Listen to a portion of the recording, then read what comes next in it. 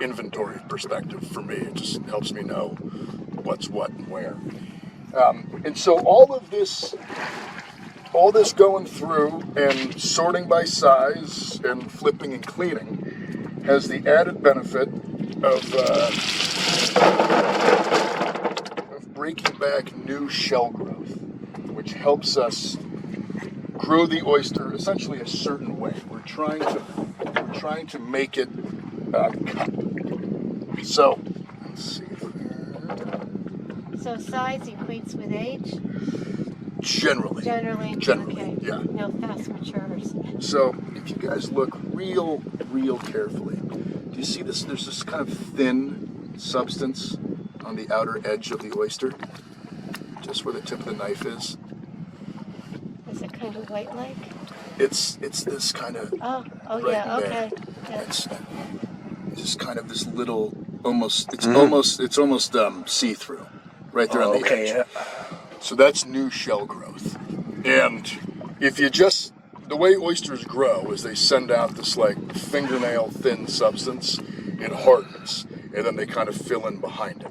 And over time, if you just let it be, it would just kind of grow straight out on the same plane. And we don't want that. We want to, because what happens is, well, the oyster might grow real long really quickly. You turn it on its side, it's really shallow.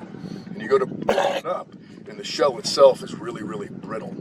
But if you break it back, and it's as simple as just like breaking back this little fingernail substance, over time, let me find a good example here. Yeah, there we go. Over time, you can actually see this guy's growth. So when we got it from the hatchery, that's how big it was. Oh my gosh. Little tiny guy. And you can track its growth cycle through all these lines. Oh, yeah. Now every single one of those lines is a time that we broke new shell growth back, and essentially forces the oyster to start a new level of shell. And it does three things. The first thing it does is that it is forcing it to cup like that.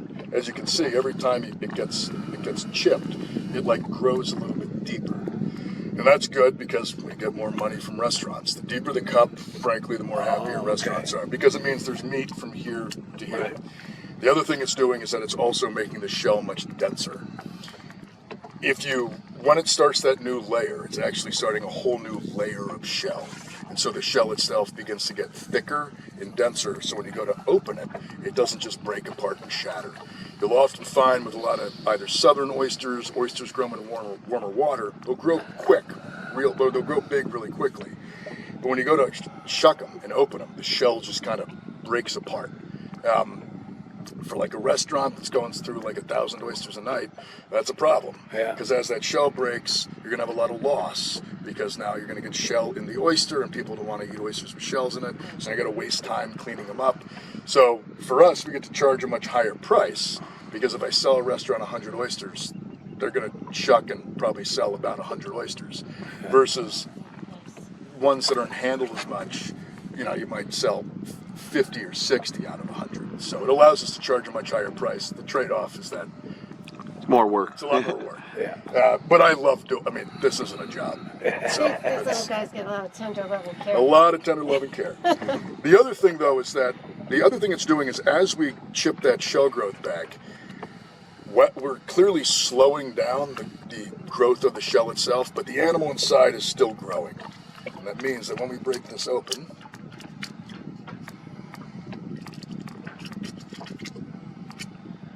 the oyster fills out the whole thing. Yeah. So a lot of times you'll break an oyster open, you'll have a whole bunch of oyster shell with a little animal inside, or say like an animal that's kind of thinly spread out through this larger shell. But for us, because we're constantly chapping it back, it's kind of like compacting the oyster inside of its shell. And so when you open it up, it's just a big, plump, fatty animal. This dark ring around the outer edge, it's little hairs called cilia, and it's catching any kind of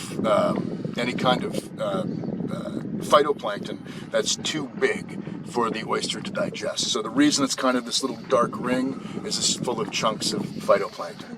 The oyster sucks water in, These are their gills. You can see these flaps here. These flaps are their gills. That's how they get their oxygen.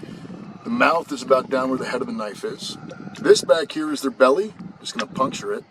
That is phytoplankton, marine algae. God, these guys are really fat. That's a good thing, right? It's a really good thing. All they're doing, I mean, right now the water's full of food. Those guys are fat and happy. This here is the adductor muscle. That's what keeps the two shells together. It imparts about 22 to 25 pounds of force, which is why shucking oysters requires a little bit of finesse. And that's about it. They've got a little heart. It's this little clear ball. Their blood is clear, and it's not even really blood. It's more like seawater. They don't really have a central nervous system, not in the way that most other things do. They don't have a brain, not in the way that we think of them. They do receive signals from the outside world and make adjustments, but so do mushrooms. So they're about as even though they are animals and they are alive, they're about as alive as broccoli. The interesting thing is no eyes, no ears, no ability to communicate with the world around them. But in the wild, all oysters begin their lives as males. Second or third year of life, some will transition to being females. But in the wild, depending on mortality rates, they'll actually decide how many males and how many females do we need this year as a group for the math of that broadcast spawning to work, and they can bounce back and forth between sexes. So there's clearly some form of hormonal or chemical communication that's going on that has them making these decisions. But, I mean, to me, it's as much as magic. And frankly, I don't really care to find out. I think it's cool just the way it is. So after showing you their insides, who wants to eat the first one? Oh, I'll go for it. So give it a good chew. All right. You're going to find it like it's going to be salty at first, but as you chew it, it's going to get creamy. The site that we have out here, because of this temperature variation that goes back and forth, they're just they hold on to a ton of fat.